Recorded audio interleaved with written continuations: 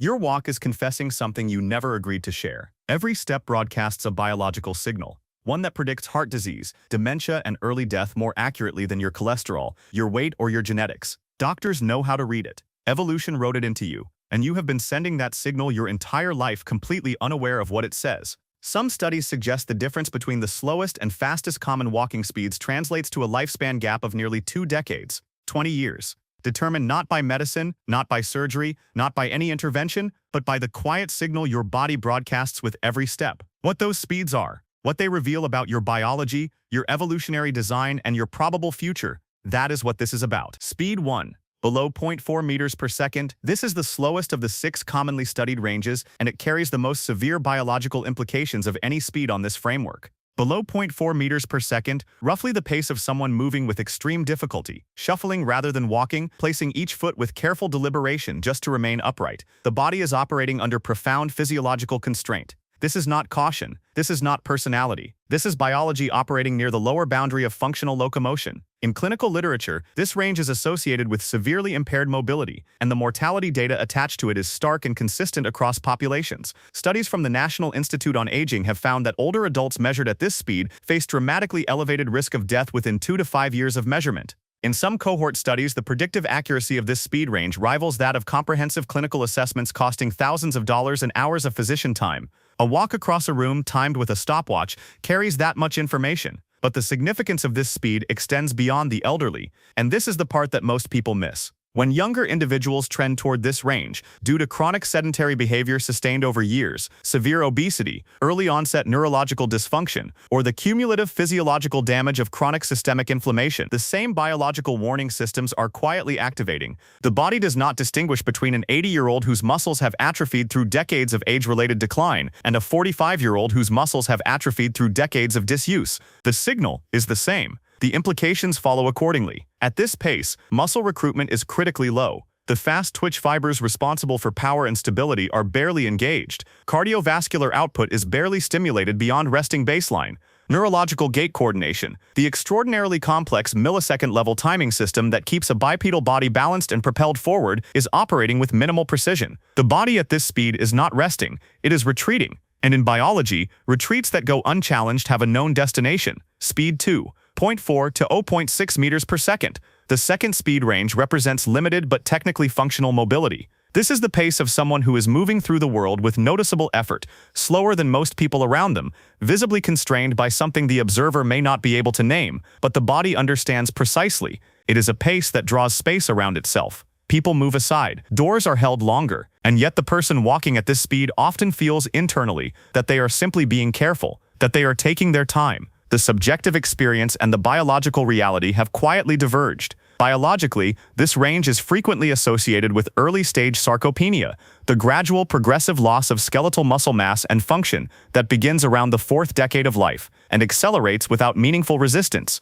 Sarcopenia is not a disease in the traditional sense. It has no dramatic onset. It produces no acute symptoms. It simply removes, slowly and silently, the physical substrate upon which functional life depends. Individuals in this speed band often show reduced grip strength, which is itself an independent predictor of cardiovascular mortality. They show lower bone mineral density, placing them at elevated fracture risk. They show elevated levels of circulating inflammatory cytokines, the molecular signature of a body under biological stress. What makes this range particularly treacherous is its deceptive stability. People living at this speed are not falling regularly. They are not bedridden. They are not, by most social definitions, unwell. They are managing.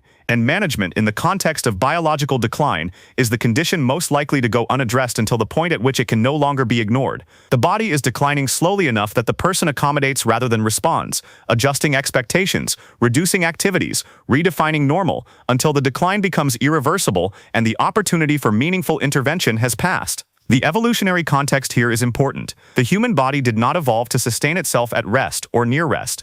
It evolved to sustain itself through movement, varied, purposeful, frequent movement that continuously signaled to muscle tissue, bone, cardiovascular infrastructure, and neurological systems that their maintenance was necessary for survival. At this speed, that signal is barely present. The body's repair and regeneration processes, which evolution tied directly to locomotor demand, are receiving insufficient stimulus to remain fully active. The architecture is standing, but it is not being maintained. Speed 3. zero point 0.6 to zero point 0.8 meters per second. This is arguably the most consequential speed range in the entire framework, not because it is the most severe in its immediate biological implications, but because it is the most normalized. This is the pace of the typical sedentary adult in the contemporary developed world. It is the speed of office corridors and shopping centers and suburban sidewalks. It feels ordinary because it is ordinary, statistically, culturally, visually. And that ordinariness is precisely what makes it so dangerous to accept without examination. Biologically, this range sits in a threshold zone where the body's systems are being maintained at the bare minimum required for basic function, with little to no adaptive stimulus being generated above that minimum. Mitochondrial activity at this pace is low. The cellular machinery responsible for energy production, metabolic regulation, and the molecular signals that govern tissue repair is operating well below the threshold at which it begins to upregulate its own maintenance. The cardiovascular system is not being meaningfully challenged. Heart rate elevation at this pace is modest. The long-term cardiovascular adaptations that protect against arterial stiffness, hypertension, and coronary disease require a stimulus that this speed does not reliably provide. The neurological systems governing balance, proprioception, and gait coordination receive minimal refinement at this pace. And this matters more than most people realize. Balance and gait coordination are not static capacities. They are dynamic skills maintained through regular use of the neural pathways that govern them. When those pathways are not regularly challenged, they do not remain at their current level of function. They degrade. The fall risk that emerges in later life is not purely a consequence of age. It is substantially a consequence of decades of insufficient neurological demand during the years when those systems were still highly responsive to training. Research published through the Journal of the American Medical Association has identified 0.8 meters per second as a significant clinical demarcation point. Individuals who consistently fall below this threshold in midlife, in their 40s, their 50s, their early 60s, show measurably worse cognitive outcomes in later decades, higher cardiovascular event rates, and shorter survival trajectories than those who walk above it. The evolutionary problem embedded in this speed range is precise and unambiguous. The human body was never designed for sustained, low-intensity locomotion as a baseline state. It was designed for varied, purposeful, repeated movement across challenging terrain, and at this speed, maintained as a habitual norm. That ancient design is being quietly and consistently starved of the conditions it requires to function as evolution intended. Speed 4, 0.8 to 1.8 meters per second.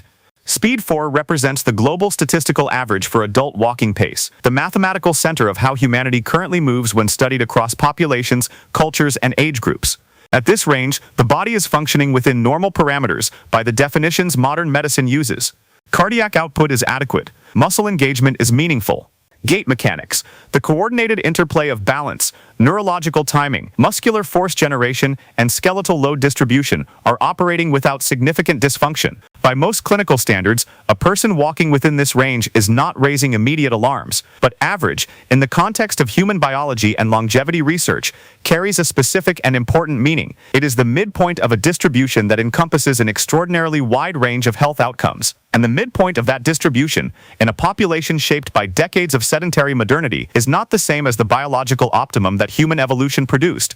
The average has shifted, the baseline has dropped, and what is statistically normal in the contemporary world is not what is physiologically optimal for the organism that evolution built. Research tracking adults across multiple decades in longitudinal studies has found consistent and meaningful differences between those who walk at the lower end of this range and those at the upper end. In their 40s and 50s, the decades when physiological trajectories are still being actively shaped by lifestyle, those at the lower end of this speed range show measurably worse late-life outcomes across cardiovascular health, cognitive function, and overall survival. And walking at 1.0 meters per second appears, on its surface, trivially small. Biologically, it is not trivial. It reflects real and compounding differences in cardiovascular efficiency, the quality and composition of muscle fiber types, and the precision of neurological function, differences that do not remain static but accumulate across years and decades into diverging trajectories of biological aging. There is something important to understand about why average speed has declined in modern populations.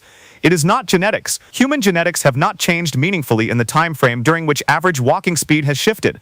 What has changed is the environment. The built environment of the modern world: automobiles, elevators, Escalators, sedentary occupational demands, digital entertainment has systematically removed the locomotor requirements that for millions of years were simply unavoidable features of human life. The result is a population walking at speeds their biology never evolved to sustain as a permanent baseline. Speed 1 point now to 1.3 meters per second begins to emerge from the data because this speed range aligns closely with what evolutionary anthropologists and biomechanics researchers have reconstructed as the ancestral human travel pace. The pace at which Homo sapiens, across hundreds of thousands of years, moved through the landscapes that shaped everything about their physiology, the pace of the persistence hunt across the African savanna, the pace of long-distance foraging across varied terrain, the pace of territorial movement, of migration, of the daily locomotion that was not exercise, because exercise as a concept did not exist, but simply the unavoidable physical cost of being alive and functional in the environment in which the human body was forged.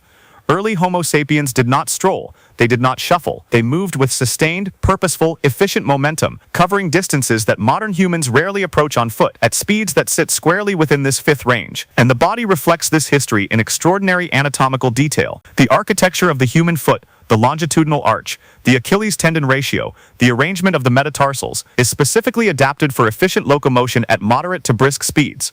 The ratio of slow twitch to fast twitch muscle fiber in the human lower body is calibrated for sustained, efficient movement rather than explosive bursts. The cardiovascular adaptations unique to the human species, including a heat dissipation system through sweating that is unparalleled among primates, exist because the bodies that survived were the bodies that could move efficiently and persistently at speeds within this range for hours at a time. When a modern human walks consistently at 1.0 to 1.3 meters per second, they are not simply exercising. They are, in a measurable biological sense, operating closer to the conditions their genome was literally written to sustain, and the body responds accordingly. Research from Duke University School of Medicine found that midlife walking speed within this range predicts not only mortality outcomes, but brain volume in later life.